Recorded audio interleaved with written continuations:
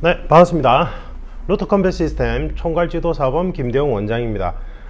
이번 영상은 그 신림역하고 홍콩 칼부림 사건을 보고 이제 충격을 많이 받으신 것 같아요. 그래서 이제 그런 일들이 돌발적으로 발생했을 때 어떻게 대응해야 되겠느냐 질문을 많이 받았어요. 질문을 많이 받았고, 이제 저는 조금 피곤한 게 이제 3단봉을 많이 검색하셨나봐. 이제 그 일을 너무 충격적이니까. 그래서 이제 3단봉은 쉽게 구할 수 있으니까, 우리 주변에서. 그래서 호신용 무기 중에, 호신용품 중에 3단봉이 그나마 좀 억제력이 있다고 생각해서 대부분 그런 상황을, 이제 충격적인 장면을 보면 일반인들은 3단봉을 먼저 찾아요. 근데 이제 저희 채널에 보면 이제 수련을 제대로 하지 않은 사람은 3단봉은 오히려 독이 된다. 그래서 3단봉 들고 다니지 말고, 본인이 수련됐다고 생각하는 사람들도 제 기준점에서 봤을 때는 전혀 숙달이 안 된 거다. 그래서 3단봉은 아예 들고 다니지 마라. 그래서 3단봉을 가지고 나이프로 공격하는 범죄자를 제압할 정도로 수련한 사람들은 오히려 3단봉을 안 들고 다닌다. 그런 취지의 영상을 올린 게 있어요. 그리고 이제 여러분들은 지금 이번에 신림역이나 홍콩 칼부림 사건처럼 매우 극단적인 사건만을 보시고 내가 호신용으로 이제 3단봉을 들고 다녀야 되겠다고 생각을 하시지만, 솔직히 예방범죄학을 연구하는 제 입장에서는 이런 사건은 매우 극단적이고 지극히 예외적인 사건이에요. 특히 신림역 칼부림 사건은 제가 아직 이해가 잘 안 가요. 이 사람의 범죄 동기에 대해서. 그래서 이 수사 진행 상황이 좀 지켜봐야 될 것 같고, 왜 그런지는 제가 범죄 양상을 조금 이따가 분석해 드릴게요. 분석해 드리고, 일반인들이 이제 일상생활 속에서 범죄 피해자가 될 때 이런 매우 극단적인 상황은 매우 희귀하고, 그거보다는 오히려 이제 양아치나 조폭일하고 뭐 관련될 일은 잘 없고, 일반인들은 결국은 뭐 그냥 돈을 뜯기거나 수치를 당하거나 뭐 요런 정도예요. 그래서 제가 이제 늘 이제 이 위기상황 대처 훈련 프로그램 관련된 영상을 올려드리면서 항상 하는 얘기가, 범죄자들은 범죄 목적을 달성하면 이제 리스크를 줄이려고 한단 말이에요. 그래서 돈을 요구하는 것 같으면 그냥 돈을 줘라. 돈 아까워하지 말고 돈을 주고 일단은 보내는 게 맞다. 내가 어설프게 대응하려고 하다가 범죄자를 자극해 가지고 그냥 단순 이제 돈을 뜯기고 말 문제를 본인이나 본인 주변 사람들까지 심각하게 이제 다치는 경우가 많아요. 범죄 분석을 해보면. 그래서 제대로 훈련도 안 돼 있는 사람이 어설프게 범죄 현장에서 이제 막 만용, 자만심을 가지고 범죄자를 자극해 버리면 더 큰 범죄 피해를 당하는 경우가 훨씬 더 많아요. 범죄를 분석하는 입장에서는. 그래서 이제 그런 취지로 제가 말씀드린 거였단 말이에요. 근데 이제 그게 이제 지금 막 패닉 상태에 빠지니까 이런 극단적인 영상들을 보고는, 와, 진짜 볼곤 대낮에 사람들 많이 다니는 번화가에서 이런 일을 당하니까 이제 이거 3단봉이라도 있어야 돼. 왜냐면 이 3단봉이 구하기가 쉽거든. 그러니까 사람들이 제일 착각하는 게 3단봉이 구하기가 쉬우니까 이걸 쉽게 다룰 수 있을 거라고 착각한단 말이에요. 이걸 쉽게 다룰 수 있다고. 그게 제일 맹점이에요. 이게 3단봉의 맹점이라고요. 이게 3단봉 교육기관이라고 하는, 제가 제일 대표적으로 뭐라 했습니까? 3단봉을 검도에 소도 뽀나듯이 이렇게 앞으로 내밀고 있는 거, 이거는 절대 해서도 안 되고 있을 수 없는 거라 했죠. 맞죠? 그 이유는 제가 앞에서 설명드린 게 있어요. 그걸 한번 보십시오.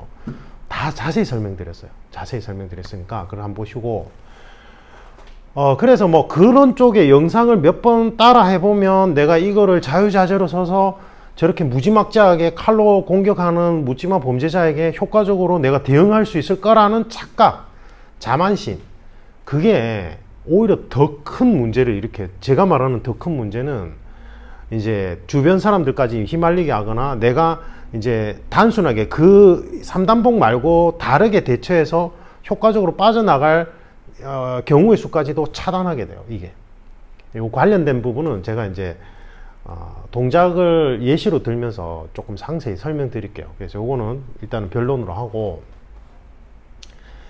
이제 겁이 나고 두렵겠죠. 겁이 나고 두렵고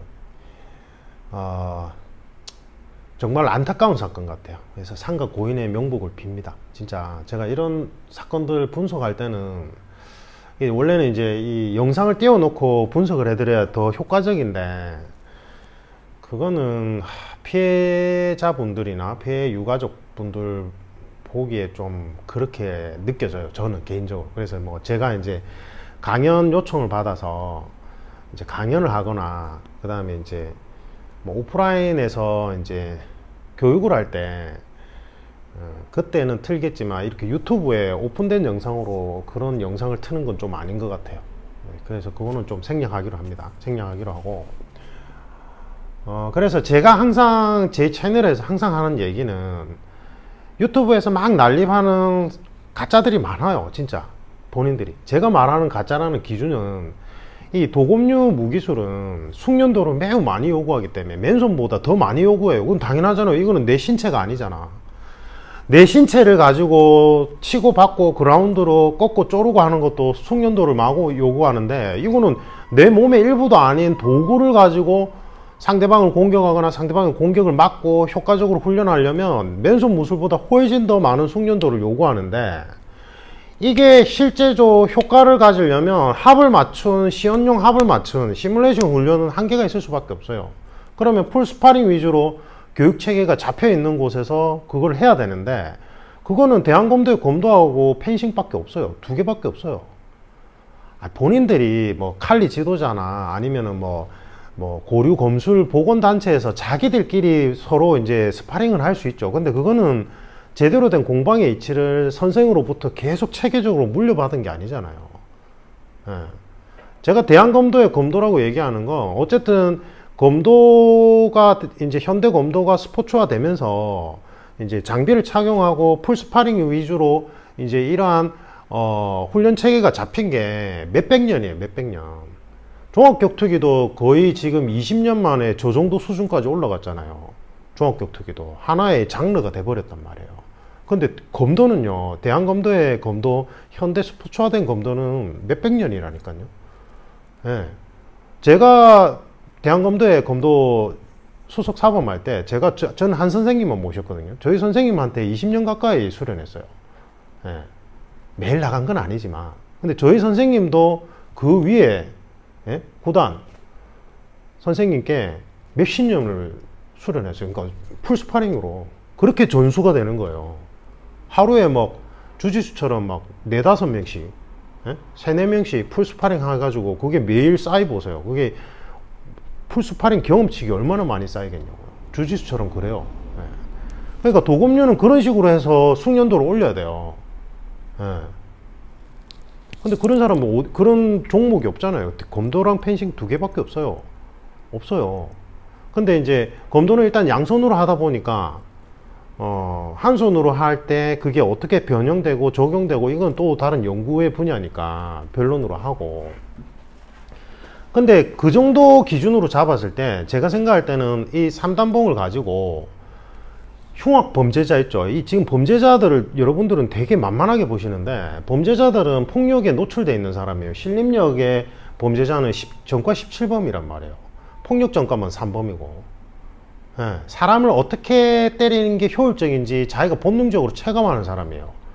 뭐 뭘 배웠을 수도 있고. 그런 사람한테 여러분들이 이걸 가지고 효과적으로 대응하는 게 쉬울 것 같냐고요. 이 3단봉이라는 게 가지는 치명적인 단점이 두 가지가 있는데 첫 번째는 길이가 어중간해요. 차라리 뭐 봉술이나 아니면 검도의 양손 죽도검 같은 경우에는 거리상의 이점이 확실히 살 수 있어요. 대신에 이제 그만큼 숙련도를 더 많이 요구하죠.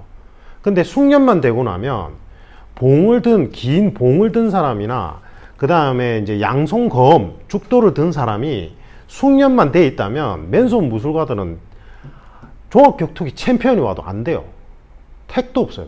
그거는 총을 든 특수부대원한테 이길 수 있다 이렇게 자신하는 거하고 똑같아요. 일단은 이 목검이나 죽도는 아니지만 목검이나 이제 검이라는 무기 자체가 가지는 양손검 제가 얘기하는 거예요. 그 거리상의 이점과 거기서 이제 원심력에 의해서 나오는 인체가 낼 수 없는 가속도 그리고 그 파괴력은 맨손으로는 절대 못 당해요. 예. 종합 격투기 하랩비가 와도 못 당해요. 그런 이제 종목에 이제 제가 말하는 숙련자라는 건 이제 그런 풀스파링 위주의 검도, 펜싱은 한 손으로 하는 거니까. 검도 이런 쪽 있죠. 뭐 봉술도 뭐 이렇게 뭐 스파링 경험치기나 실전 경험치기 많은 분들도 있을 수 있잖아요. 못 당해요. 그러면. 그래서 옛날에 총이 등장하기 전에는 도검류 전문가들이 전사계급이었던 거예요. 맨손 무술하는 사람이 전사계급이란 말 들어봤어요? 없잖아요. 그럼 맨손 무술 자체 개념이 없었다니까, 옛날에는. 총이 등장하기 전에는. 맞죠? 그런데 양손검은 원심력에 의한 가속도, 인체가 낼 수 없는 가속도, 그 다음에 거리상의 이점, 여러 가지 이점이 맨손 무술에 비해서 확연하게 이제 장점으로 드러나는데, 이 삼단봉은 어중간해요. 이 길이가 어중간하다 보니까 이 그 무술 매니아들이나 일반인들이 제일 착각하는 게, 이게 50cm를 들면 내가 50cm의 거리상의 이점이 있을 거라고 착각해요. 아니라고. 이렇게 안 달려있잖아. 우리가 이렇게 든단 말이에요. 이렇게 들고, 이게 지금 전술요원들이 사용하는 이런 강철은 엄청 무거워요. 강철 아닌 것도 여러분들이 생각할 때는 엄청 단단해서 맞으면 엄청 아프잖아요. 근데 극도로 흥분된 사람을 강철이 아닌 걸로 따려봐야 제대로 그 타겟팅 부위에 못 때리면 그냥 밀고 들어와요. 아드레날린이 막 흥분된 상태에서는요. 예. 근데 이게 거리상의 이점이 이렇게 달려있는 게 아니잖아요. 지금 이렇게 달려있죠. 그리고 이제 막 강철이 아니고 가벼운 소재라 할지라도 한 손으로 휘두를 때는 손목하고 관절에 무리가 가요. 한번 몇 번 시연용으로 하는 거는 무리가 안 가지. 근데 서로 막 죽작살짝 막 휘두르다 보면 이게 무리가 간단 말이에요. 그래서 기본적으로 플루가, 타격 플루가 두 가지가 나오는데, 이제 낚싯줄을 던지듯이 길게 포물선으로 길게 던지듯이 타격하는 기법도 있긴 있어요. 근데 이거는 양손검에서나 있는 기법이지, 한손검 기법에서는, 한손검에 이게 뭐 라탄 스틱처럼 가벼운 나무 가지고 하는 거는 가능하겠지만, 기본적으로 3단봉 소재로는 불가능해요. 3단봉이 어느 정도 무게가 있기 때문에 어깨 빠져요. 손목에도 무리가 가고. 그럼 결국은 3단봉처럼 무게가 있는 한 손 둔기류를 가지고 타격을 효과적으로 전달하는 방식은 제가 예전 영상에 올려드렸다시피 이제 1중심부하고 2중심부의 이제 회전력을 꼬았다가 고무줄 풀듯이 풀면서 일직선으로 나가면서 타격을 입히는 방법밖에 없단 말이에요. 그리고 이게 활주로가 확보되어 있어야지만 파괴력이 실린다고요. 예. 근데 그러면 가격을 했을 때 손목이 꺾이면 안 되거든. 손목 나가요. 예. 그래서 이격거리를 파지법으로 어느 정도는 만들 수 있겠지만, 기본적으로 이 3단봉하고 손목은 90도를 유지해야 되는데, 그러면 거리상 이점이 나오는 건 삼각형의 이 밑변이라고요. 이 밑변은 한 주먹 반밖에 안 돼요. 그래서 제가 이 영상도 올려드렸거든. 그랬더니 아무것도 모르고 그냥 내피셜로 운동하는 사람이 어떻게 한 주먹 반이냐, 그 설명을 했는데 이해를 못하는 거야. 이거 기본 산수의 문제잖아. 봐봐, 지금 이렇게 돼 있잖아요. 그러면은 실제 거리상의 이점은 어디라고? 요 밑변 여기잖아요. 여기 이게 이해가 안 가냐고. 이 밑편의 이 부분이잖아요. 그럼 한 주먹 반 정도의 거리상의 이점이 있는데, 한 주먹 반 정도의 거리상의 이점은 리치가 긴 사람이거나 아니면 내가 상대방과의 간압거리를 조금만 조정을 잘못해버리면 바로 맨손 무술 간압으로 들어가 버린단 말이에요. 무슨 말이냐면, 쉽게 얘기하면 복싱이나 킥복싱 했던 사람이 충분히 효과적으로 대응할 수 있는 거리상의 이점이란 게 없어져 버린다고요. 그러니까 이 3단봉이 애매하단 말이에요. 이게 차라리 양손검이면, 양손검이 숙련도는 많이 요구되지만 일단은 내가 숙달만 시켜놓으면 거리상의 이점이 맨손인 사람에 비해서 확실히 잡을 수 있는데, 이 3단봉은 아니라고요. 그래서 칼리의 특정 유파들 보면, 칼리는 70cm 정도의 솔로 바스톤 라탄 스틱을 가지고 하는데, 초근접 상황에서 막 그 복싱 간압에서 막 이렇게 하는 거를 수련하는 유파들이 있어요. 예. 그래서 그런단 말이에요. 이게 3단봉이 순식간에 맨손 무술 간압이 설정되면서 그냥 복싱 간압처럼 그냥 형성돼 버려요. 그러니까 이게 거리상의 이점이 없어진다고요, 순식간에. 예. 이해가 되세요, 이거? 예. 그래서 숙련도를 많이 요구한다는 거예요, 이게. 그 외에도 많아요. 다른 영상에 많이 올려드렸으니까 일단은 한번 보시고. 그래서 그 다음에 이거는 기본적으로 공격무기예요. 공격무기. 그러니까 공격무기를 가지고 내가 호신의 개념으로 가지겠다는 말 자체가 잘못된 거라고요. 공격무기는 숙련도를 아주 많이 요구해요. 예. 그래서 공격무기를 내가 호신용품으로 사겠다 이 말은 진짜 말도 안 되는. 제가 이제 전에 의사 선생님들이 이제 진료실에서 이제 범죄에 노출되는 빈도수가 증가하니까 진료실에서 이제 그런 범죄자로 돌변하는 환자들에 대해서 효과적으로 대응하는 부분에 대해서 이제 강연 요청을 받고 강연을 한 적이 있는데 대부분 다 이거 사고 가스총 사요. 근데 여러분들이 이분들이 제가 이제 그날 가서 뭐만 주구장창했냐면 이제 위험 징후를 파악하고 이 사람이 이제 범죄자로 돌변했을 때 내가 주변 상황을 어떻게 세팅해서 이 사람에게 어떻게 지연 작전을 펼쳐서 이제 증원, 그러니까 이제 다른 사람의 도움을 요청하고 이제 숫자로 그 사람을 이제 제압해 들어가느냐, 이제 그런 내용의 프로그램이었는데, 기본적으로 이제 제일 많이 착각하는 게 지금 여기서 그렇고 여기서도 그렇고 범죄 양상은 일단 변경, 공격 형태가 어땠어요? 갑자기 다가와서 돌변해서 찔러요.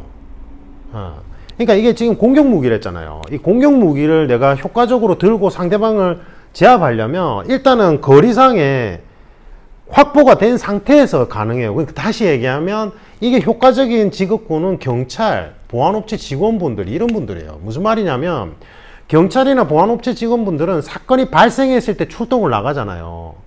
그러니까 범죄자가 지금 확실히 범죄 목적성을 가지고 범죄를 저지르고 있다는 게 눈으로 확인이 됐고, 그래서 내가 거리를 먼저 확보해 놓은 다음에 거리를 좁혀 들어가면서 하면 이게 가능해요. 이게 숙달이 돼 있다는 전제하에.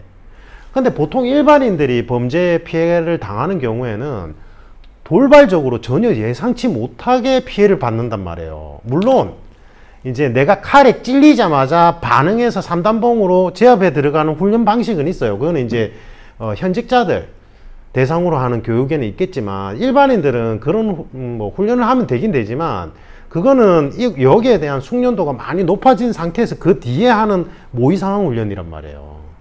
예. 그 다음에 뭐 일반인도 전혀 그럼 이걸 사용할 기회는 없느냐? 있긴 있죠. 예를 들면 신림역 사건 같은 경우에도 첫 번째 이제 범죄 피해를 받으신 분은 차 뒤에서 이 사람이 갑자기 튀어나왔으니까 뭐 이런 걸 꺼내고 자시고할 시간적 틈도 없었죠. 근데 이 사람이 칼을 들고 배회하잖아요. 배회해서 그 다음 타켓을 물색할 때 내가 이제 그 위험 징후를 읽어가지고 미리 준비할 수는 있어요. 예, 그때는 이게 나쁜 건 아닌데, 아까도 얘기했듯이 이거는 공격무기이기 때문에 정말로 많은 숙달이 되어 있지 않으면 이게 나이프를 든 사람보다 거리상에 이점도 없을 뿐더러 오히려 둔기류를 친다고 내가 둔기류 치는 동안에 수없이 찔릴 가능성도 높단 말이에요. 그래서 이걸 가지고 상대방의 신체 부위에 따라서 내가 진짜 이제 회복될 수 없는 큰 데미지, 그 다음에 이제 어느 정도 가해 타격량을 입혀서 이 사람을 무력화할 수 있는 곳, 그 다음에 무력화할 수는 없지만 기본적으로 고통을 줘서 이제 이 사람을 위축하게 만드는 부위, 뭐 이런 식으로 타겟 부위들을 전부 다 세밀하게 나눈 다음에 그 지점 막 나한테 안 맞으려고 하고 막 불규칙적으로 움직이는 상대방의 타겟팅 지점을 정확하게 갖다 댈 줄 알아야 돼요. 근데 이거는 여러분들이 모의 훈련을 아무리 해봐야 안 돼요. 풀스파링으로 계속 해야 돼요. 계속. 근데 그렇게 하냐고요. 그렇게 안 하잖아. 안 하는 사람들이 이거 찾고 있다니까요. 그거를 계속 한 사람들은요, 오히려 이제 나중에 이걸 필요 없어요. 이게 없어도 충분히 제압이 가능해지니까. 이게 아이러니예요. 이게 아이러니. 그래서 3단봉이 필요한 건 공안직 계통에서 업무상 필요한 분들이에요. 경찰, 군, 이런 분들요. 예. 그래서 일반인한테 이게 좋은 호신 용품이 될 수가 없어요. 기본적으로 이거는. 예. 업무상, 제가 이제 뭐 예를 들면 남미 지역에 사업을 하시려고 가야 되는 분들이 있어요. 근데 이제 총기 훈련은 뭐 따로 한다고 해도 기본적으로 이제 도검류 이제 뭐 갱들이나 아니면 뭐 이런 사람들이 나이프로 위협하는 경우도 있거든. 예. 그럼 이제 이분들은 항상 업무상 그런 일이 발생할 수 있을 거라는 예측하에 그곳 업무를 보러 가는 거니까 이제 이런 걸 소지해야 될 수도 있고 제가 이제 사용해도 된다고 한단 말이에요. 그건 예외예요. 그리고 이게 만약에 숙달이 많이 되어 있는 일반인이라면 충분히 효과적으로 사용 가능하죠. 그래서 제 단짝 친구는 의대 교수예요. 의대 교수. 예. 의사 선생님이에요. 의사 선생님. 외과를 담당하는 의사 선생님인데 이 친구는 어릴 때부터 저하고 같이 수련했어요. 그래서 검도도 저하고 뭐 동기에 가까울 정도로 같이 오랫동안 수련했고, 그 다음에 뭐 유술계통은 저보다 더 많이 했고, 예. 칼리도 저하고 유파는 다르지만 칼리도 오랫동안 수련했어요. 이분은, 제 단짝 친구는. 그래서 저희는 어떻게 하는지 아세요? 저희가 지금 나이가 많은데 둘이서 같이 훈련 파트너로 개념으로 매주 이제 제 사무실에서 이제 그 친구는 노기 주짓수에 관심이 많아가지고 저도 그렇고 저는 이제 교육 목적상 어쩔 수 없이 연구 차원에서 해야 되고, 그래서 같이 노기 주짓수도 하고, 그 다음에 이제 뭐 상대방이 이제 뭐 타격이나 이제 펀치를 날렸을 때 어떻게 노기 주짓수를 효과적으로 대응할 건지도 같이 연구하고, 뭐 같이 이제 운동도 하고 체력 훈련도 하고 이렇게, 뭐 어제도 우리가 2시간 가까이 했어요. 그 다음에 이제 같이 이제 그 서양 쪽 검술 체계도 이제 우리는 어쨌든 도검지 전문가들이니까 같이 이제 연구하면서 같이 이제 훈련도 하고 2시간씩 해요. 그 친구 운동은 따로 하고 저도 따로 하잖아요. 또 따로 저 가르치는 건 가르치는 거 하고 제 개인 운동은 또 따로 하잖아요. 주짓수 하잖아. 예. 그 친구도 검도를 최소한 15년 이상 했어요. 칼리도 아까 얘기했듯이 오랫동안 수련했고, 그 친구는 이거 들고 다녀요. 왜냐하면 그 대학병원까지 가는데 길이 좀 험해. 자기 집에서 갈 때 새벽에 가가지고 밤에 늦게 와요. 수술을 전문적으로 하다 보니까. 그래서 제가 삼단봉 제품도 추천해주고 뭐 같이 자기는 이제 차고 다니고 이래요. 그 친구는 그래도 돼요. 왜냐하면 이걸로 안전하게 상대방을 제압할 수 있는 레벨이거든요. 근데 여러분들은 그 정도 수련했어요? 그 친구가 수련한 기간만 따지면 최소한 지금 30년이 다 돼가요. 여러분 그렇게 하냐고요? 그렇게 안 하잖아. 안 하는데 이것만 믿고 왜 그냥 아니란 생각을 하냐 이 말이에요. 예.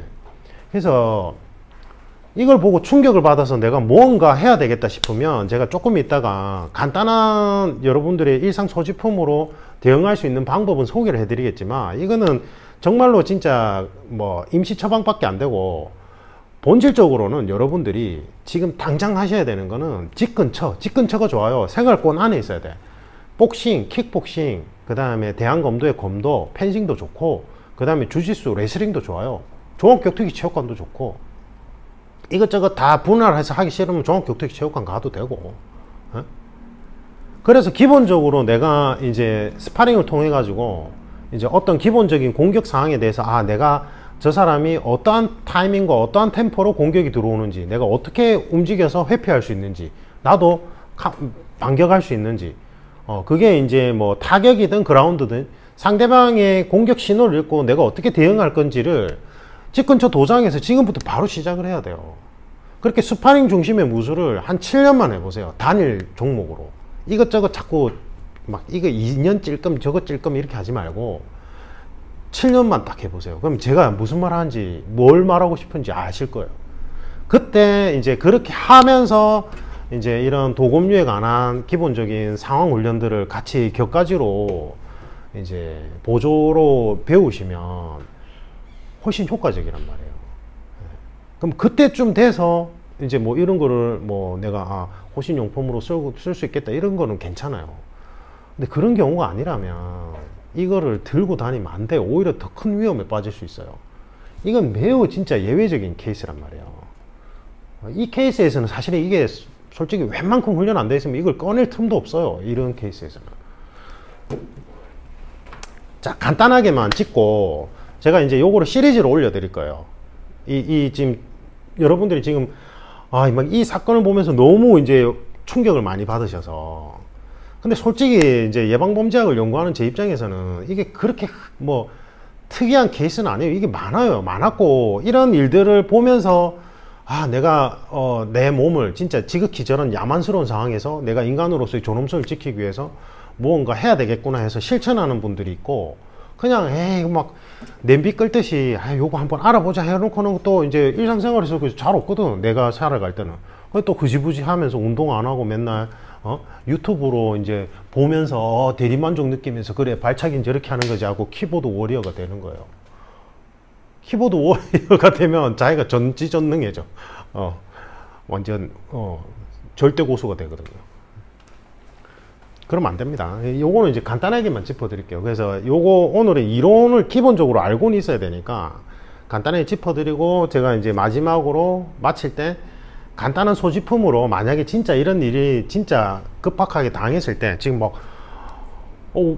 사부님 저는 뭐 이제 지금 이제 막 등록을 했는데 갑자기 그런 일 겪으면 어떡해요? 그럴 수도 있잖아요. 그래서 그럴 때 대비해서 임시 처방으로 할 수 있는 거는 알려드릴게요. 알려드리는데 그걸 절대 신뢰하지 마시고, 제일 중요한 건 지금 당장에 집 근처에 이제 스파링 중심의 무술을, 단일 무술을 한 7년 정도 배운다고 생각하고 가세요.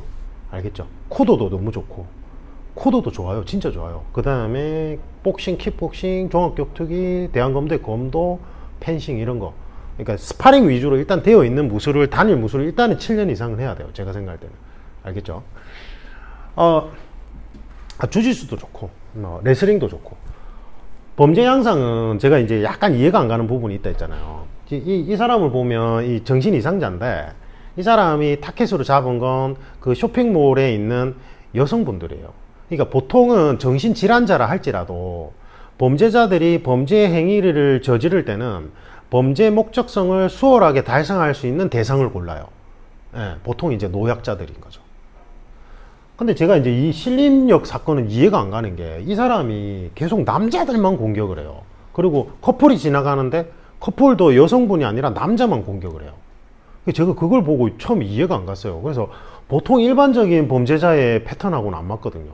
저는 이제 어떤 생각까지 했냐면, 저 사람이 이제 살인 청부를 받아가지고 누군가를 이제 찔러서 죽였는데, 또는 이제 찔러서 죽일 정도까지는 아니었는데 어떻게 하다 보니까 이제 주체를 못해서 죽이게 되고는, 이제 그거를 물타기 하기 위해서 다른 사람까지 공격했나? 저는 이런 생각까지 했어요. 그래서 보통 이제 묻지마 범죄가 일어나도 타켓으로 잡는 거는 보통 노약자들이에요. 그래서 뭐 아이들한테 염사를 뿌린다든지, 아니면은 여성분들을 칼로 찌른다든지 그래요. 그게 막 그것 때문에 막 뭐 여성 혐오 범죄 뭐 이런 식으로 막 하던데, 그런 게 아니고, 보통 이제 묻지마 범죄를 하는 범죄자들은 내가 지금 일단은 범죄를 실현시키는 게 중요하기 때문에 범죄 실현이 수월한 대상을 고르다 보니까 건장한 남성들보다는 여성이나 아이들을 타겟으로 한단 말이에요. 그래서 제가 지금 개발하고 있는, 지금 계속 5년 넘게 개발 진행 중인 위기상황 대처 훈련 프로그램이 그 노약자를 대상으로 하는 게 그래서 그래요. 예. 근데 이거는 이상하게 건장한 남성들을 대상으로 해서, 제가 이거는 좀 수사를 지켜봐야 될 것 같아요. 이게 지금 좀 답답해서 제가 이제 우리 현직자 제자들한테 이제 물어봐서 한번 알아볼 수는 있는데, 그거는 좀 수사에 방해될 것 같고, 맞죠? 그래서 일단 좀 기다리고 있어요. 언론에 공식적인 발표가 날 때까지 기다리고 있는데, 이거 좀 이해가 안 가요. 이해는 안 가고. 왜 제가 이런 말씀을 드리냐면, 내가 이제 뭐 가족들, 만약에 남자를 기준으로 했을 때 가족들을 데리고 갈 때 어린아이, 그 다음에 와이프, 여동생, 이런 사람들 갈 때 범죄자들은 묻지마 범죄를 저지를 때 이런 이제 노약자를 대상으로 먼저 공격한다는 걸 알아야 돼요. 그래서 먼저 내가 내 가족이나 지인들을 어떻게 보호할 것인지를 항상 시뮬레이션 해야 된단 말이에요. 근데 이게 이제 예외적으로 일어나서 제가 약간 헷갈려요. 범죄 양상 그런 게 있고, 그래서 이거는 수사 진행상 완전히 밝혀지면 그때 자세히 분석하고, 이거 자세히 분석하는 거는 여기가 아니라 그 제가 경간부생들 대상으로 하는 그 범죄학 과목 그 채널이 있어요. 유튜브에. 예. 그것도 재능 기부로 하는 게 있거든요. 그래서 거기 채널에 올려드릴 거니까 그거는 다음에 뭐 링크를 걸어드리는지 할게요. 하고, 공격 형태가 이게 제가 이제 계속 얘기하는 게, 이게 묻지마 범죄를 일으킬 때요, 전혀 예측하지 못하게 공격이 들어와요. 그래서 이게 사실은 이걸 사용할 시간적 여유가 없는 경우가 더 많다고 하는 거예요. 제가 말씀드린 이유가, 뭐 화장실에서 볼일 보고 있는데 뒤에서 가서 갑자기 등을 찌른다든지, 아니면 홍콩 칼부림 같은 경우에는 쇼핑하고 가는데 갑자기 남자가 쓱 다가와가지고는 찌른다든지. 예. 아니면 신림역 같은 경우는 차가 지나가는데 차 뒤편에서 갑자기 튀어나와서 이제 밀어붙이면서 찌른다든지. 이런 경우란 말이에요. 그래서 제가 이것도 전에 옛날에 그 위기 상황 관련된 범죄 분석 영상에서 올려드렸어요. 보통은 칼로 찌를 때 이제 파지법에 따라서 이렇게 잡고 있느냐 뭐 이렇게 잡고 있느냐가 다 다르고, 그 다음에 이렇게 잡고 있을 때는 찔렀을 때 손이 밀리거나 내 손을 다칠 우려가 있단 말이에요. 이게 그 군인들이 쓰는 거 코동이 있는 게 아니면. 그러니까 보통은 일반 범죄자들이 이렇게 잡고 찌를 때는 일단은 상대방 쪽으로 최대한 가까이 다가간 다음에 상대방을 밀치면서 찌른단 말이에요. 그때 내가 즉각적으로 반응하는 훈련은 또 다르게 해야 돼요. 예. 그래서 지금 이번에 나온 공격 형태는 칼로 찔러서 뒤엉켜서 사실은 이제 뭐 그거를 소드 레슬링이라고 표현하는 분들도 있던데, 그건 아니고, 이제 제가 지금 그 영상에 예전 영상에 보면 필리핀어 레슬링 이제 얘기한 게 있잖아요. 그래서 이제 칼리 근접 격투술 안에 있는 파트긴 한데, 상대방이 이런 도금류로 공격했을 때 이제 뒤엉켰을 때 그라운드 상황으로 갔을 때 어떻게 내가 안전하게 제압할 수 있느냐, 이제 그런 훈련인데, 그거는 그 상황인 거예요. 그러니까 이거는 3단봉하고 아무 관계가 없어요. 지금 이 상황은. 물론 이제 신림역 사건 같은 경우에 이 사람이 이제 첫 번째 희생자 이제 만들고 나서 이제 손에 막 피가 묻고 상태에서 이제 칼을 들고 뭐 으슬렁거리면서 배웅하면서 이제 찌르려고 한단 말이에요. 그러면 이제 내가 이제 항상 이제 번화가 낮이라 할지라도 항상 이제 이런 일이 발생할 수 있을 거라는 경각심을 가지고 그런 사람이 있으면은 이상하게 생각해야 돼요. 근데 영상에 보면 어떤 아저씨는 이 사람이 이 들고 피가 묻혀가지고 걸어오는데 아저씨가 그냥 쉴 쳐다보고 그냥 자기도 그냥 걸어가요. 안전불감증이에요, 이게. 예. 다행히 그분은 이제 지나치고 다른 사람을 공격하긴 했는데, 그래서 그런 경우에는 내가 이제 미리 빨리 파악을 한 다음에 거리 확보한 다음에 뭐 이거를 쓸 수는 있겠지만, 보통 기본적으로 묻지마 범죄의 양상은 갑자기 돌발적으로 가까이 다가온 다음에 찌른단 말이에요. 그러니까 이거를 꺼낼 틈이 없어요. 근데 이제 제가 그 공안직 현직자들은 만약에 이제 갑자기 찔려가지고 이렇게 했을 때 이제 어떻게 자꾸 할 거냐 이거를 하긴 하는데, 또 공안직 현직자들은 이런 상황이 잘 발생 안 해요. 왜냐하면 생각해 보세요. 내가 경찰관인데 순찰 중인데 어떤 사람이 나한테 가까이 다가왔을 때는 일단 경찰들은 경계한단 말이에요. 물어보고. 근데 그걸 안 했을 때 치명적인 이제 위기가 닥치기도 하죠. 근데 그거는 논외로 하고, 그래서 이제 그거는 따로 훈련하는 거니까. 그래서 그러면 여기에 대한 디펜스 방법은 두 가지로 나눠야 돼요. 아까 얘기했듯이 이제 범죄의 목적성을 가지고 나에게 이제 범죄를 가하려고 오는 범죄자를 거리상으로 빨리 발견했을 때 내가 이제 이거를 꺼내서 이제 대응을 할 수 있는 거리상의 확보를 항상 하는 게 중요해요. 그래서 제가 3단봉 교육할 때도 3단봉을 이제 실제로 불규칙적으로 움직이는 상대방한테 타겟팅을 정확하게 하는 것도 중요한데, 그 이전에 더 중요한 건 내가 3단봉을 꺼내서 준비를 마칠 수 있는 거리 확보, 안전거리 확보를 제일 먼저 해야 된다. 안전거리 확보를 못하면 이게 훨씬 더 빨리 들어오고 내가 이걸 펼칠 시간적 여유가 없어지는 경우가 더 많다 설명을 한단 말이에요. 그게 하나가 있고, 그 다음에 이제 방심하고 있을 때 가까이 와가지고 퍽퍽 찌르는 경우가 있단 말이에요. 그때는 이거를 꺼내려고 하면 안 돼요. 주변에 있는 물건이나 또는 주변에 있는 환경을 통해 가지고 내가 이제 이 사람을 억제하고 상대방의 칼을 컨트롤하면서 내가 이제 내 안전을 도모해야 된단 말이에요. 그리고 이제 뒤엉켜 버리면 아예 그때는 이제 그라운드 파트 영역으로 들어가는 거고, 상대방이 도검류를 가지고 공격했을 때 내가 어떻게 효과적으로 대처할 수 있는가는 또 다른 영역이에요. 또 다른 영역. 그래서 제가 댓글 다신 분 중에 한 분이 이제 계속 이렇게 봤다고 하시는데, 아마 무수로 수련하시는 분 같아요. 그래서 뭐 첫 번째 피해자인가 분이 주짓수를 하셨던 것 같은데, 이제 그냥 계속 주짓수로 대응하려고 누워 있었던 게 너무 안타깝다. 그래서 이제 그렇게 글을 올렸었는데 그건 알 수는 없죠. 그 분이 주짓수를 수련했는지 안 했는지. 근데 이러한 상황에 대한 훈련은 안 돼 있으면 주짓수를 하신 분이 너무 당황한 나머지 그렇게 할 수도 있어요, 실제로.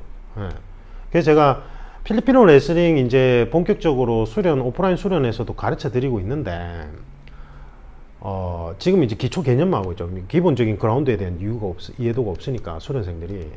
그래서 제가 이제, 상황을 여러 가지로 나눠요. 거리상으로 이거를, 그 다음에 내가 먼저 넘어진 경우, 아니면 칼을 든 범죄자가 먼저 넘어진 경우, 아니면 동시에 같이 넘어진 경우, 넘어졌을 때 자세 포지션에 따라서, 그리고 누가 위에서 칼을 들고 있는지 아니면 밑에서 칼을 들고 있는지 뭐 여러 가지 상황으로 다 나눠서 기술이 어떻게 전개가 되는데, 어떤 식으로 그라운드 기술을 펼쳐서 상대방의 칼을 무력화시키고 내가 빠져나오느냐, 이런 걸 훈련하는데, 이게 이 훈련 양을 많이 요구해요.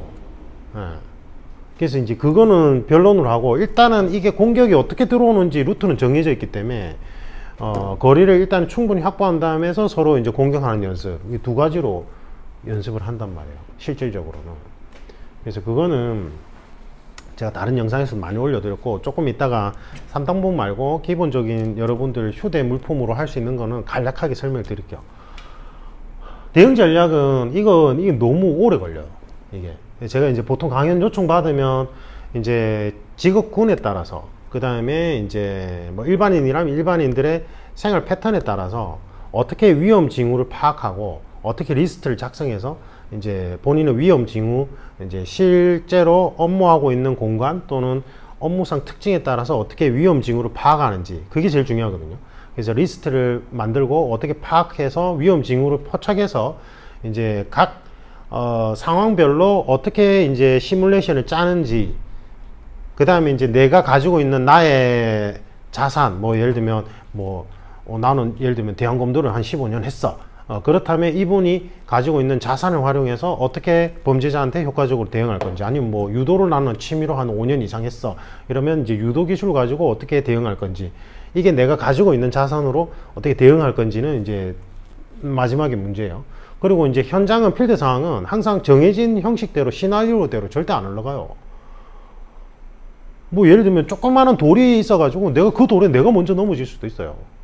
그래서 돌발 변수에 대해서 어떻게 침착성을 가지고 대응할 것이냐, 뭐 이런 훈련도 해야 돼요. 근데 이러한 이제 기본적인 이론에 가장 선행돼야 되는 거는, 여러분들이 이러한 극한의 상황이 발생했을 때 상대방의 공격 성향을 파악하고, 상대방의 공격 루트를 파악하고, 그 다음에 내가 당황하지 않고 침착하게 넓은 시야로 주변 상황도 인지하면서 이 범죄자도 인지하고, 그리고 내가 상황을 인지해서 어떻게 그 상황을 이용할 것인가, 이 문제인데, 이거는 평정심이 중요하거든요. 그래서 타고난 분들이 있어요. 진짜 제가 범죄 분석하다 보면 범죄 피해자분들 중에, 범죄 피해로부터 탈출한 분들 중에 한 30에서 40%는 진짜 간이 커, 대범해. 그래서 아주 침착하게, 예를 들면 어떤 여성분은 해운대 동백섬, 뭐 아시는 분은 알고 모르시는 분은 모르는데, 그 관광객들이 많아요, 일요일날. 근데 그게 산이라기보다는 야트막한 언덕처럼 그렇게 돼 있어요. 이제 숲으로 우거져 있는데, 근데 이분이 진짜 일요일, 휴일날 사람들, 관광객이 그렇게 많은 장소에서 그 위로 올라가다가 나무에서 갑자기 나온 강간하려고 하는 범죄자가 끌고 들어간 거예요. 그 순식간에 당하는 거지. 이제 그렇게 많은 곳에서 그런 일 당할 거라고 생각을 할 수 있냐고요. 근데 이 여성분이 기지를 발휘해 가지고 나도 하고 싶다. 근데 이렇게 막 나무 밑에서 돌멩이도 부딪히고 너무 흥분도 안 되고 그러지 말고 우리 좋은 데 가자. 아니면 조금 평평한 데 가서 하자. 이런 식으로 계속 달랜 거야. 그 범죄자를. 진짜 간이 큰 거죠. 그러니까 이 범죄자가 약간 지능이 떨어졌나 봐. 아니면 뭐 자기도 이제 진짜로 믿었던가. 그래서 방심한 틈 사이에 막 고함을 지르면서 쫓아 내려와서 이제 탈출한 거예요. 진짜 대범한 거죠. 보통 일반인들은 훈련이 안 돼 있으면 그냥 얼어붙어요. 얼어붙어요, 진짜. 멍청할 정도로 얼어붙어서 아무것도 못해요. 울기만 하고. 남자도 그렇고 여자도 그렇다니까요. 남자라고 별반 다르지 않아요. 진짜로. 제가 예전에 검도 가르칠 때요. 뭐 제가 무슨 운동도 했으면 무슨 운동도 했습니다. 이래가지고 들어와서 이제 스파링 위주로 하니까 풀 스파링 위주로. 그 죽도 들고 이제 딱 서잖아요. 그 자기가 기초 동작은 한 달 정도 배워가지고 이제 처음에 이제 장비 착용하고 사범이나 조경 앞에 딱 서잖아요. 그 몸이 얼어붙어요. 바보 돼요, 바보. 특수부대 출신도 똑같아요. 똑같아요, 진짜. 전부 다 이래요. 막. 이래요, 얼어붙어요. 그 무기를 든 사람 앞에 서면 그렇게 다 얼어붙어요. 그게 훈련이 안 돼 있으면. 아니, 특수부대를 비하하는 게 아니라 그거는 훈련의 영역이라고요, 기본적으로. 근데 이제 실제 경험을 겪은 분들은 그나마 침착하게 관찰하려고 한단 말이에요. 예. 아니, 특수부대원들 중에 그것도 이제 부류가 나뉘는데, 그럼 이걸 어떻게 이제 저는 그걸 주박이라고 하는데, 범죄자 앞에서 몸이 얼어붙는 이 현상부터 깨야 된단 말이에요. 그래서 범죄자한테 이제 범죄자의 위협으로부터 얼어붙지 않고 내가 침착하게 상황을 판단하고 내가 어떻게 해야지만 범죄 피해를 최소화할 수 있는지 그런 걸 생각을 할 수 있는 침착성을 기르려면 아까 얘기했듯이 폭력에 계속 노출돼야 돼요. 폭력에 효과적으로 노출되면서 내가 사고를 자유롭게 할 수 있는 제일 좋은 수단이 이제 그런 투기 종목의 스파링을 계속 하는 거예요. 복싱, 킥복싱, 쿠도, 뭐 종합 격투기, 대한검대 검도, 펜싱 이런 거요. 주짓수, 레슬링 이런 거. 그래서 그런 거를 스파링 단일 무술 종목으로 한 7년 정도 하다 보면 침착성을 기를 수 있어요. 침착성. 그게 엄청 커요. 제가 다른 영상에서도 항상 한번 예시로 들어드린 거 있잖아요. 제 예전에 검도 동기 중에 여성분인데 그 친구가 검도 조교였어요. 제가 검도 한 7년차, 8년차 때, 아니 10년차 때인가 물어봤어. 어떻게 하다가 검도하게 됐는지. 그러니까 얘기를 들어보니까 자기가 처음에는 이제 회사 마치고 야근 마치고 가는데 이제 해운대에서 그 못된 놈한테 끌려갈 뻔한 거예요. 예. 근데 몸이 얼어붙어가 아무것도 못 하겠더래요. 몸에 힘이 탁 빠지면서. 근데 지나가던 그 행인분들이 구해줬어. 안 구해줬으면 이제 뭐 끔찍한 일 당하는 거죠. 그래가지고 자기가 너무 겁이 나가지고 바로 검도도장에 등록한 거예요. 그렇게 해야 돼요. 그래서 검도도장에 와가지고 죽도 들고 이제 저희 동기니까 제가 키가 181이고 그때 당시 때 우리 동기 중에 제일 이제 고참이 키가 185인가 막 이랬어요. 그리고 엄청 잘했어요. 막 실업팀에서도 오라 할 정도로 생활체육인데도 이제 그런 그 동기들하고 막 죽도 들고 막 치고 받고 계속 하는 그 7년 했어요. 7년. 그래서 그 7년 뒤에 그 친구가 동일한 사건이 또다시 벌어진 거야. 해운대에서. 그 친구가 검도 3단봉을 가지고 막 검도 기술로 화려하게 제압했냐? 아니라고. 그 친구가 어떻게 그 다음에는 대처가 됐냐면 딱 뭔가 느낌이 딱 오더래요. 항상 이제 서로 이제 우리가 죽도 들고 서로 공격 기회 읽고 막 서로 치고 받고 이런 거를 하다 보니까 뭔가 누가 다가오는데 딱 뭔가 느낌이 오더라 이거야. 전에처럼 해코지 하려고 온다는 느낌이. 그러니까 자기가 딱 마음의 준비를 먼저 했대. 몸이 안 얼어붙더래. 저놈이 막 강해봐야 내 검도 동기들, 우리 동기들보다 강하겠냐 이런 생각이 들더래. 예. 그리고는 검도 7년차 때. 그리고는 딱 핸드백을 딱 잡고 이놈이 나한테 전에 그런 그놈처럼 뭐 머리채를 잡거나 나를 끌고 가려고 하면 내가 어떻게 할 건지 머릿속에 딱 침착하게 생각한 다음에 딱 그렇게 하려고 할 때 핸드백을 가지고 크게 풀스윙으로 휘두르면서 고함을 빡 찔렀대. 검도 고함 기합 넣듯이. 그렇다면 이놈이 막 주춤주춤 하는 거야. 그 친구한테 가지고 있는 건 핸드백밖에 없었어. 그 다음에 침착한 마음, 얼어붙지 않는 이제 행동들, 맞죠? 신체가 활성화되어 있는 거죠. 그리고는 이제 관찰하는 거예요, 이놈을. 그러면 이렇게 되면 어떻게 되냐면 범죄자가 범죄 실현 목적 의지가 꺾이게 돼요. 왜냐하면 이 사람 건드렸다가 내가 범죄 실현은 못하고 오히려 잡혀가는 리스크가 더 커질 수 있으니까. 항상 범죄자들은 이걸 저울에 달거든. 정신질환자도 마찬가지예요. 제가 그랬잖아요. 보통 일반적인 패턴에서는 정신질환자가 범죄의 대상을 정할 때도 보통 노약자를 골라요. 자기가 그게 본능적으로 더 수월하다고 생각하니까. 그래서 이 친구는 여자지만 뭔가 쉽지 않겠다, 어렵겠다라고 판단되니까 주춤주춤 하면서 도망가는 거예요. 신림령 사건에서도 똑같이 나타나요. 거기 영상에 한번 보면 중간에 갑자기 길 가는 사람 찔렀어. 근데 이 청년이 이 사람을 잡고 확 팽개쳐. 내동댕이 친다고. 그러니까 이 범죄자가 칼을 들고 찌르다가 획 내동댕이 쳐가지고 땅바닥에 쓰러지거든. 그리고는 일어나서 그 내동댕이 친 사람한테 달려가는 게 아니라 다시 다른 사람을 찾아서 떠나가요. 그 영상에 보면. 그러니까 제 검도 그 동기 여성분은 조교는 3단봉 들고 다니지도 않았어요. 3단봉으로 해결을 한 것도 아니고 뭐예요? 얼어붙지 않고 침착하게 먼저 상황 위험 징후를 파악하고 그 다음에 핸드백, 내가 가지고 있는 물건으로 효과적으로 방어하고 범죄자한테 뭐를 심어준 거예요? 쉽지 않다. 너가 나 공격하면 너도 쉽지 않을 거야 라는 시그널을 계속 줬던 거예요. 그게 중요한 거예요. 그래서 제가 막 복싱을, 제가 우리 현직자들한테도 그렇고, 스파링 중심의 복싱 체육관 옆에 있습니다. 그럼 거기 다녀라 이러면, 쿠도가 있습니다. 쿠도 다녀라 이러면, 아, 그럼 뭐 독지폭행 되는 거 아니냐.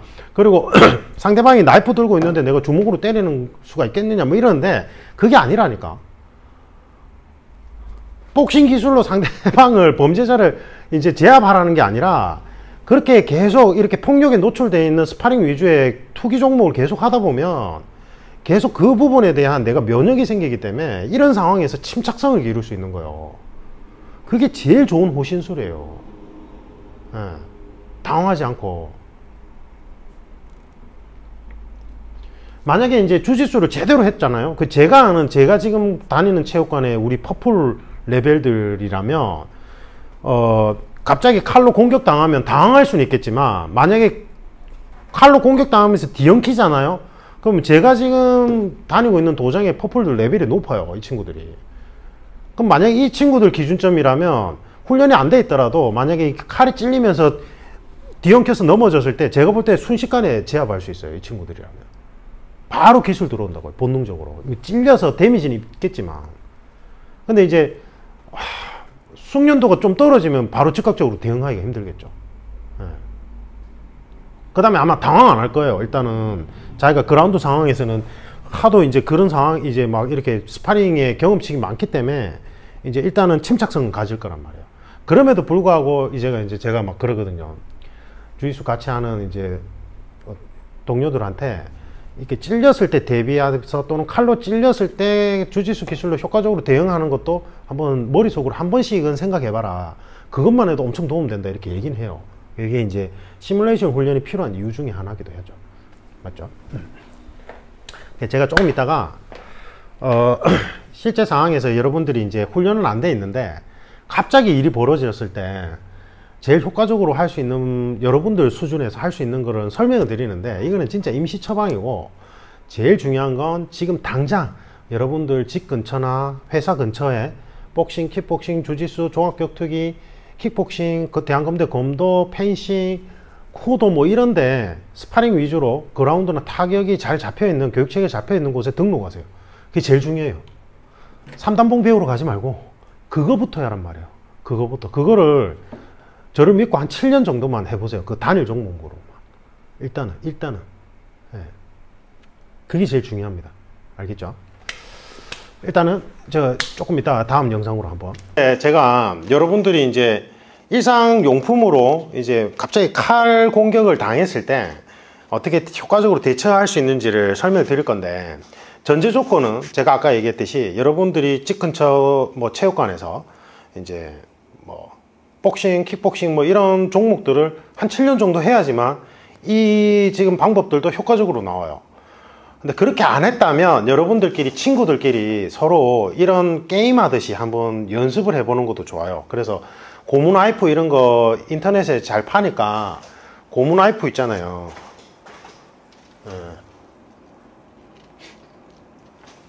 이런 고무 나이프 같은 거 구한 다음에 친구들끼리 서로 막 찔러 보라고 해. 가까이 와서 갑자기 찌르거나 이랬을 때 내가 찔렸을 때 어떻게 할 것이냐 뭐 이런 것들을 상황 훈련을 해보는 것도 나쁘진 않아요. 근데 그것만 의존해서는 절대 안 되고 임시 처방밖에 안 돼요. 무기 대등의 원칙이 중요하다 했잖아요. 그래서 상대방이 무기를 들고 있을 때는 내가 맨손으로 뭔가 해결하려고 하면 안 되고, 주변의 물건들이나 아니면은 내가 가지고 있는 소지품으로 대응해야 되는데, 이런 것도 괜찮아요. 그냥 막 가방이 없어. 가방은 없고 내가 책을 들고 가는데 이제 뭐 칼로 공격할 것 같아. 그러면 기본적인 건 똑같아요. 제가 저번에 의자가 아주 훌륭한 방어 도구가 된다 했잖아요. 그래서 의자 다리가 범죄자 쪽으로 향하게 한 다음에 내 손을 일단 가려야 돼요. 최대한 가리면서 이제 프레임을 만들어 줘야 돼요. 이렇게 안정적으로 이렇게 뽑아가지고 이렇게 하면 안 된댔죠. 이러면 순식간에 내가 이제 의자 같은 걸 이제 범죄자한테 뺏겨서 내가 중심을 잃게 될 경우가 많기 때문에 내 몸 쪽으로 당겨가지고 안전하게 프레임을 만들어줘요. 충격량을 흡수할 수 있는. 상대방이 뭐 야구방망이나 나이프를 들고 있을 때 내가 이걸 가지고 방패 역할을 하는 거예요. 그래서 친구들끼리 게임을 한다면 친구가 공격을 했을 때 내가 그걸 일단은 막아내는 연습부터 하시고, 그 다음에 그게 익숙해지면 친구가 공격했을 때 내가 그거를 복싱의 피벗과 같은 푸더크를 통해 가지고 이렇게 흘리는 연습을 해도 좋아요. 이렇게 흘리는 연습. 그래서 요거 자세한 거는 제가 이제 칼리 제자들 우리 지금 모의 상황 훈련을 하고 있는 거 있는데, 그거 제가 다음에 영상으로 하나 올려 드릴게요. 그거 보시면 좋을 것 같고, 그래서 뭐 이런 책 같은 것도 괜찮고, 더 좋은 건 뭐냐면 가방이에요. 가방. 그래서 저는 출근할 때도 그렇고 운동하러 갈 때도 그렇고 무조건 이 가방 들고 다녀요. 그래서 이제 가방 안에다가 빳빳한 플라스틱 있죠. 플라스틱 그 좀 유연하면서 또 빳빳한 거 있잖아요. 그 가벼운 거, 그거를 여기다 넣어주면 이제 가방도 이렇게 딱 반듯하게 펴지고, 그게 방패 역할을 할 때 충분히 효과를 가져요. 그래서 저는 뭐 가족끼리 여행 갈 때, 아니면은 출근할 때, 그 다음에 개인 운동하러 갈 때 이걸 항상 메고 다녀요. 폼은 안 나지만 항상 이렇게 메고 다녀요. 이렇게 양손 가방을. 가족들끼리 막 가까운데 산책할 때 이걸 메면은 좀 그러니까, 그때는 이제 한쪽으로만 메는 거 있죠. 요런 거 요만한 거, 그것도 들고 다녀요. 저는 그 안에다가 이제 휴지나 이런 거 소지품 빵빵하게 넣어요. 그게 저한테는 디펜스 무기예요. 그래서 항상 이렇게 들고 다닌단 말이에요. 들고 다녀. 그러면 이게 이제 만약 시간적 여유가 있다면 내가 이거를 이제 범죄자가 앞에 있잖아요. 그러면 이거를 이렇게 매면 효과적으로 아주 좋은 방어 수단이 돼요. 이렇게 딱 잡으면. 그러면 이걸로 맞고 흘리고 되죠. 그 다음에 이제 위로 날라오는 수도 있으니까 그때는 이렇게 잡고 이렇게 위로 올려요. 흘리는 연습. 그래서 친구는 뭐 공격을 하고, 여러분이 이걸 들고 방어 흘리고 공격을 흘리는 연습도 해보고, 그런 거 좋아요. 3단봉보다 훨씬 나아요. 3단봉은 공격 무기니까 아까 얘기했듯이 숙련도를 많이 요구한단 말이에요. 근데 이거는 조금만 연습하면 충분히 방어 연습이 돼요. 근데 이제 맞기만 하고 흘리기만 해서는 안 되죠. 그래서 제압에 들어가는 건 또 다른 문제인데, 그거는 숙련도를 많이 요구하니까 해야 되고, 그 다음에 칼로 갑자기 찔리는 경우는 어떡합니까? 맞죠? 갑자기 찔렸을 경우에는 무조건 내가 그 사람의 팔을 잡을 수 있으면 무조건 팔을 잡고 몸으로 움츠려야 돼요. 사람 몸이 칼에 찌르면 금방 쑥 들어갈 것 같지만 근육이 경직되면 찌르기가 되게 힘들어요. 그래서 뭔가 내가 찔리는 순간 몸을 최대한 경직시켜서 찔리는 그 순간에 그쪽 사람의 팔을 무조건 낚아채야 돼요. 일단 이게 기본이에요, 기본. 그래서 상대방의 든 칼의 컨트롤을 내가 뺏어야 돼요. 통제권을요. 그래서 이제 제가 이제 현직자들 교육할 때는 찔리는 순간 몸을 움츠려서 무조건 잡는 거를 먼저 연습해야 돼요. 그래서 이제 2인 1조로 훈련할 때 슬 가가지고 갑자기 푹 찔러. 그럼 내가 찔리는 순간, 닿이는 순간 그 감각을 느껴서 바로 낚아채고 몸을 틀어서 3단봉을 꺼내서 펼치는 훈련을 계속 해야 되거든. 본능적으로 나올 때까지. 그 다음에 뒤에서 찔리는 거는 사실은 뒤를 선점 당하면 안 돼요. 뒤를. 그래서 제가 예전에 태권 배울 때 저희 선생님이 뭐를 강조하셨냐면 뒤를 절대 주시면 안 된다고 강조를 많이 했어요. 태권에 보면 푸더크가 많잖아요. 그래서 뒤에 누군가 올 때는 반드시 푸더크로 반드시 피해라. 그리고 뭐 예를 들면 내가 소변 보고 있잖아. 소변 보고 있는데 뒤로 지나갈 수는 있잖아요. 그럼 그건 누군가 지나가거나 가까이 올 때 항상 바짝 긴장하라고 가르쳤어요. 그게 맞아요. 누군가 내 뒤에 올 때는 내가 진짜 뒤를 뺏긴다는 건 매우 큰 위험한 상황이 발생할 수 있기 때문에 누군가 내 뒤로 가게끔 아예 안 하거나, 아니면 어쩔 수 없이 누군가 내가 소변 볼 때 뒤로 가는 걸, 야 뒤로 가지 마, 오지 마, 이럴 수는 없잖아. 그때는 내가 뒤로 갈 때 계속 긴장하란 말이에요. 뒤에서 누군가 공격할 수 있다라고 생각을 하고 항상. 그래서 뒤는 일단 잡히면 안 되고, 그러면 이제 뭐 차 옆에서 갑자기 옆에서 튀어나와 가지고 찔리거나 앞에서 튀어나오고 찔릴 때 내가 이제 가방 같은 거를 메고 있으면 훨씬 효과적으로 대응할 수 있어요. 훨씬. 그래서 뭐 가방 같은 걸 메고 있는데 이 사람이 옆에서 오거나 앞에서 왔을 때 처음에 거리가 확보가 안 되면 일단은 밀쳐야 돼요. 밀치고 제일 좋은 거는 잡아챌 수 있으면 제일 좋고, 근데 이거는 훈련을 많이 요구하니까 일단은 밀쳐서 계속 상대방 뒤돌아보고 가다가 쫓아와서 찔린단 말이에요. 그렇게 하면 안 돼요. 그래서 상대방 응시하면서 내가 방어 무기가 있다면, 방어 무기가 없을 땐 일단 도망가야 되는 게 맞는데, 방어 무기가 있다면 무작정 뒤돌아 도망가다가 찔릴 수도 있기 때문에 침착하게 거리를 확보한 다음에 이 방패막이 역할하는 거를 앞으로 가져요. 근데 이렇게 하면 안 된댔죠. 이러면 통제권을 뺏겨요. 그래서 이렇게 안쪽으로 모으고 나서 내 주요 장기를 막아내는 연습을 다리로 같이, 팔로만 이러면 안 돼요. 팔로만 이러면 안 되고 다리를 같이 움직이면서 다리로 막아내야 돼요. 일단 이게 기초 개념이에요. 알겠죠? 그래서 남성분들이든 여성분들이든 저는 이 등에 메고 다니는 가방을 꼭 메고 다니라고 해요. 저도 그렇게 하고 있고. 3단봉보다 훨씬 더 효과적이에요, 이게. 그 다음에 이제 제가 여성분들한테는 이제 소리 낼 수 있는 호루라기나 뭐 눌리면 갑자기 아주 큰 소음이 발생할 수 있는 거. 이거는 다른 사람한테 구조 요청하는 것도 되지만 범죄자가 소리가 엄청 크게 발생해서 누군가에게 들킬 수 있다라는 생각이 들면 범죄를 포기하고 가는 경우도 있단 말이에요. 그래서 오히려 호신용품은 그게 더 나아요. 이런 거라.